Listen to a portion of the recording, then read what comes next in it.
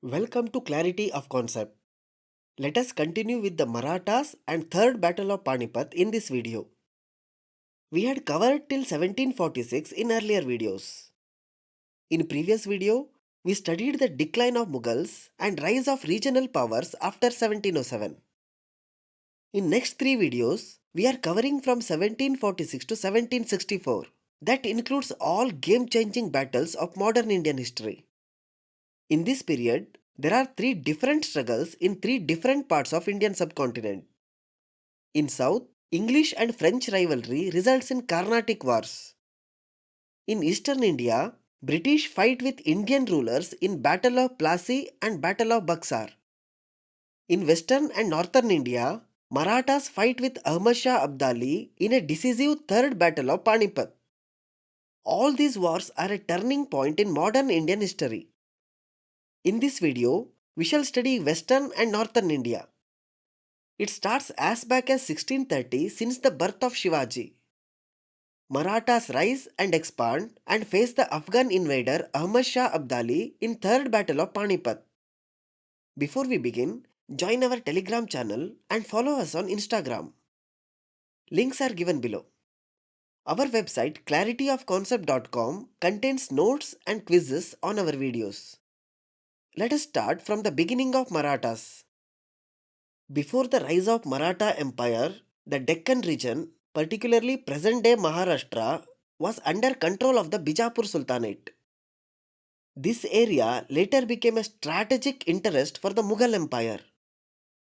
Emperor Aurangzeb launched campaigns to take over Bijapur, and by the late 17th century, much of the Deccan was under Mughal control.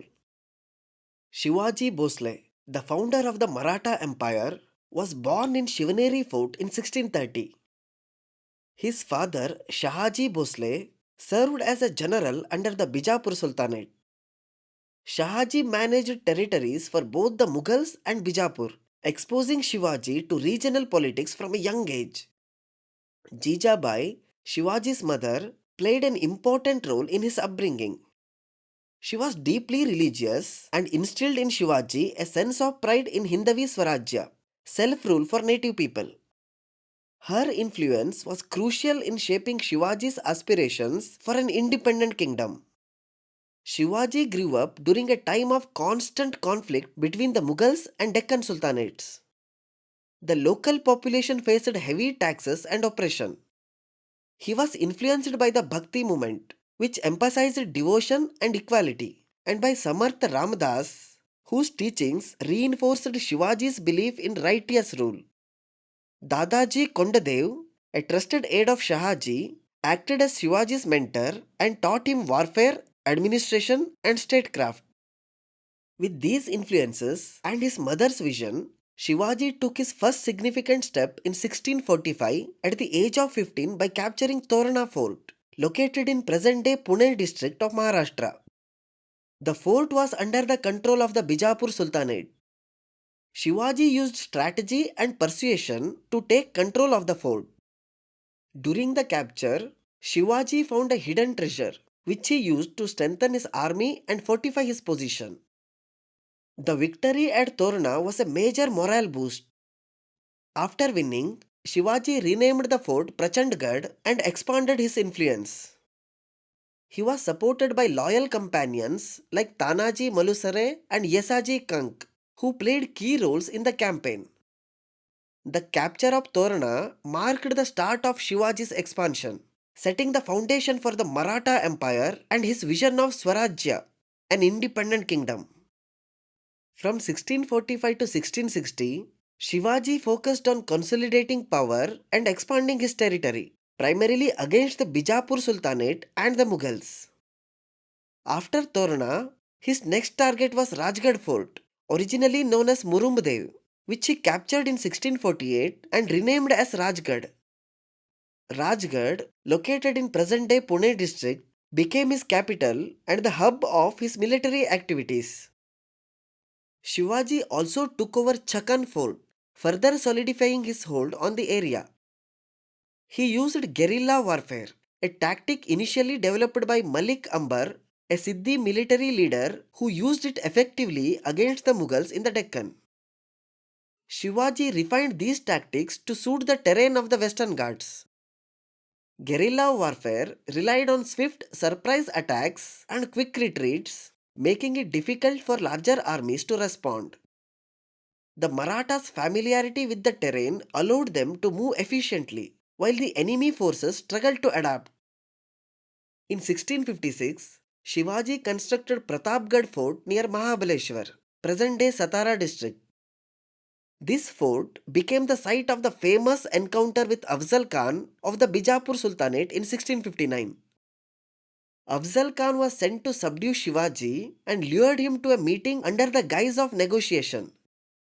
During the meeting, Afzal Khan attempted to attack Shivaji by grabbing him, but Shivaji, prepared for betrayal, used his concealed Wagnak to kill Afzal Khan. This event was crucial for Shivaji's rise, as Afzal Khan's death led to a significant morale boost among his troops.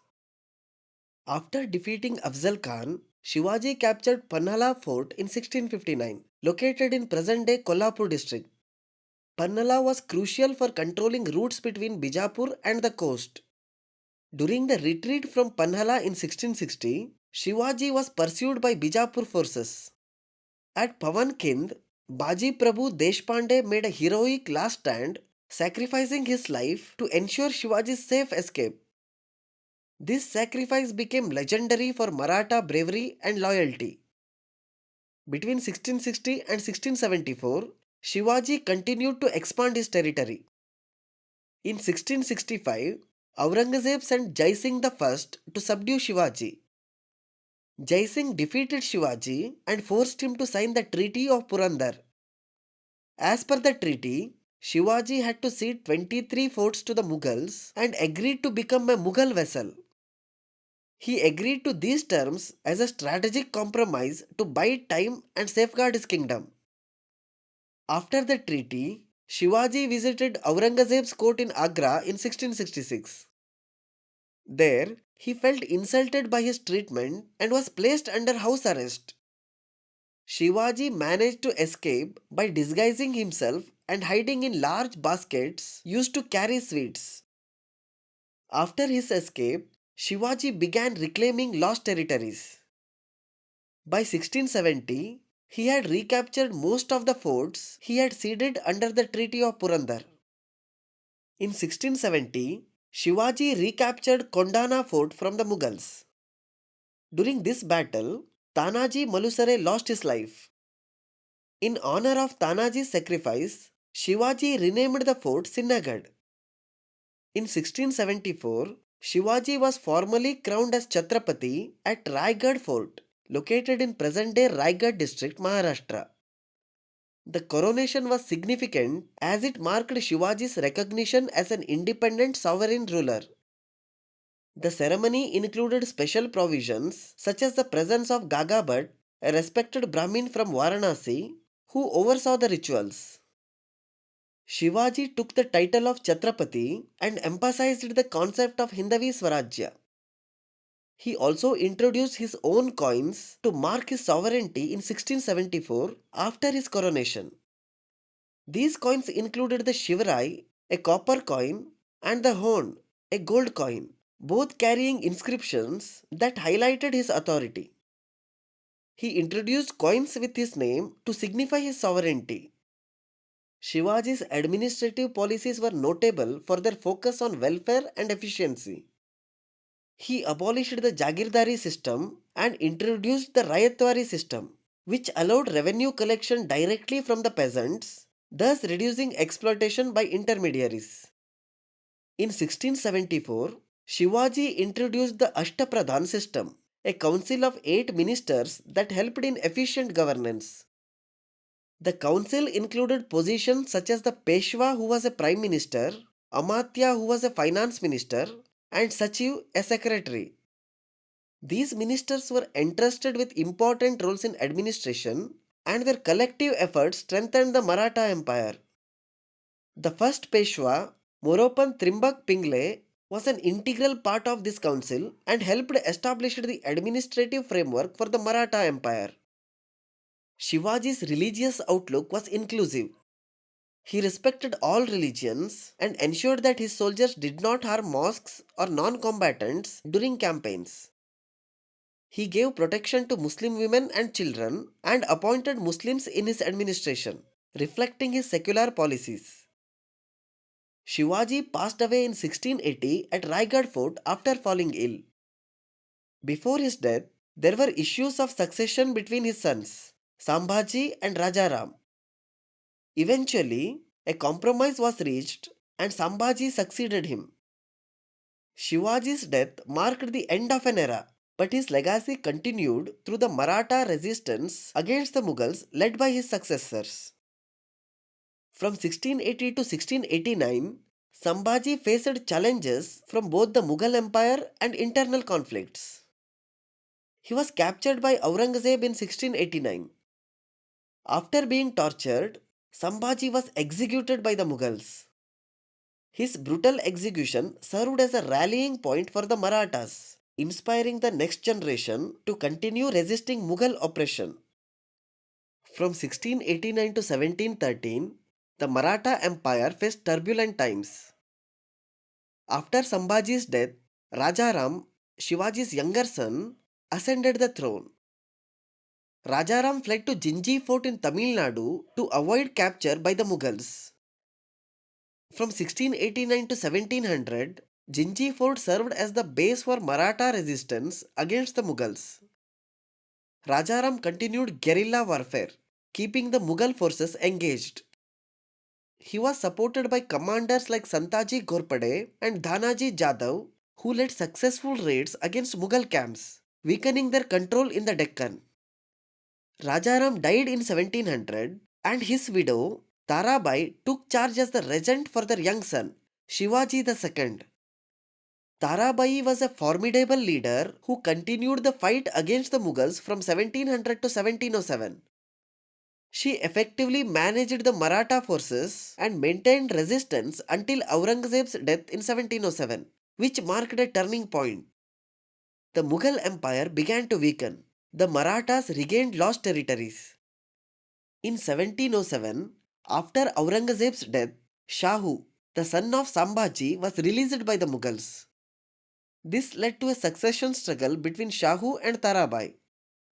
In 1708, the Battle of Khed took place, where Shahu defeated Tarabai and established himself as the ruler of the Marathas. Shahu's reign marked the beginning of the hereditary Peshwa system's rise to prominence. In 1713, Shahu appointed Balaji Vishwanath as the Peshwa. Balaji Vishwanath played a crucial role in consolidating Maratha power and laying the foundation for future expansion. The Peshwa system gradually became the central authority, with the Peshwas acting as the de facto leaders of the Maratha Empire. Before moving to the Marathas' peak expansion, it is important to note two significant figures in the history of the Indian subcontinent, Nadir Shah and Ahmad Shah Abdali. Nadir Shah, the ruler of Persia, invaded India in 1739. He defeated the Mughal Emperor Muhammad Shah at the Battle of Karnal and subsequently plundered Delhi. The city was subjected to widespread looting and massacres, and Nadir Shah took immense wealth back to Persia, including the famous Peacock Throne and the Kohinoor Diamond. His invasion severely weakened the Mughal Empire, leaving it vulnerable to further internal strife and external invasions. Ahmad Shah Abdali, also known as Ahmad Shah Durrani, was one of Nadir Shah's commanders who later became the founder of the Durrani Empire in present-day Afghanistan.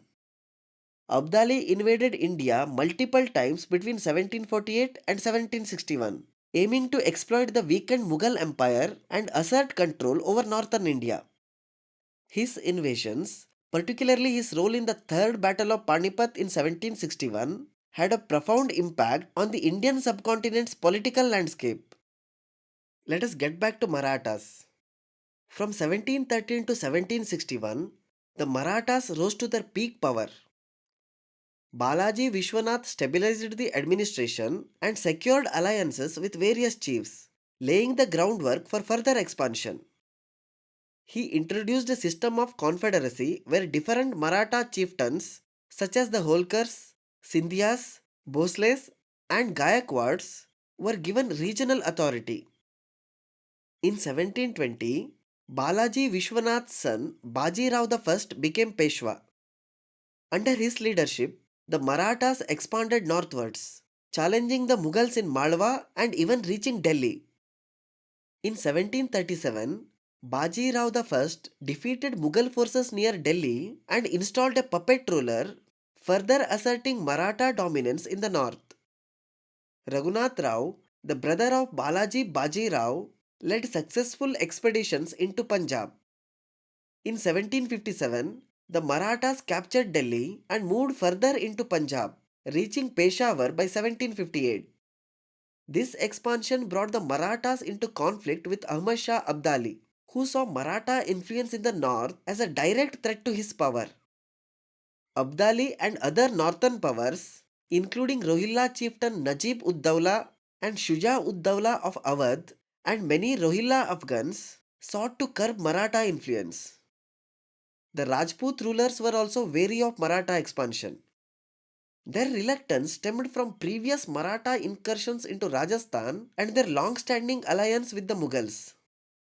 They chose to stay neutral rather than support the Marathas or Abdali, fearing instability in their own regions.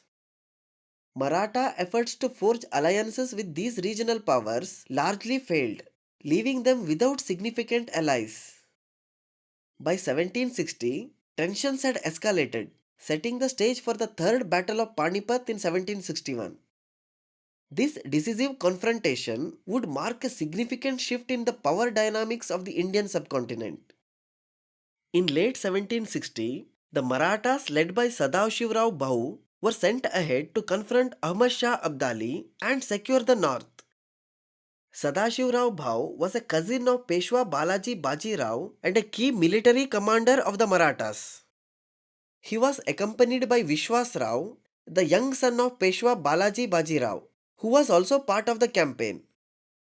Initially, the Marathas conducted a raid on the Afghan granary at Kunjpura in North India, which enraged Abdali, prompting him to gather local allies to counter the Maratha forces. The Maratha army, which included soldiers and a significant number of civilians such as pilgrims, advanced towards Panipat. Abdali's forces, with help from northern allies like Najib ud Dawla and Shuja ud Dawla, cut off Maratha supply lines, isolating them at Panipat. The Marathas camped for nearly 2 months, facing severe shortages of supplies and food, which greatly weakened their position. On January 14, 1761, the battle began. The Marathas employed a plank formation strategy and initially seemed to be gaining the upper hand against Abdali's forces. However, as the battle progressed, Abdali's forces outflanked the Marathas and launched a ferocious counterattack. The Maratha army, suffering from hunger and exhaustion, was overwhelmed. The battle resulted in a massive defeat for the Marathas. Sadashivrao Bhau and Vishwas Rao were both killed in the battle. Other prominent Maratha leaders such as Jankoji Sindhya and Shamsher Bahadur also lost their lives. Malhar Rao Holkar, another key Maratha leader, managed to survive and retreat but faced significant losses. The battle ended in a devastating massacre with tens of thousands of Maratha soldiers and civilians killed. The Third Battle of Panipat marked a turning point, leading to the decline of Maratha power in northern India and a shift in the balance of power on the Indian subcontinent. This opened the way for eventual British conquest of entire Indian subcontinent in coming years. This is all about this video. In next video, we shall study 3 Carnatic wars, and next we shall cover Battle of Plassey and Buxar. Like the video and subscribe to Clarity of Concept. Join our Telegram channel and follow us on Instagram. Links are given below. For quizzes, updates and notes, visit our website clarityofconcept.com.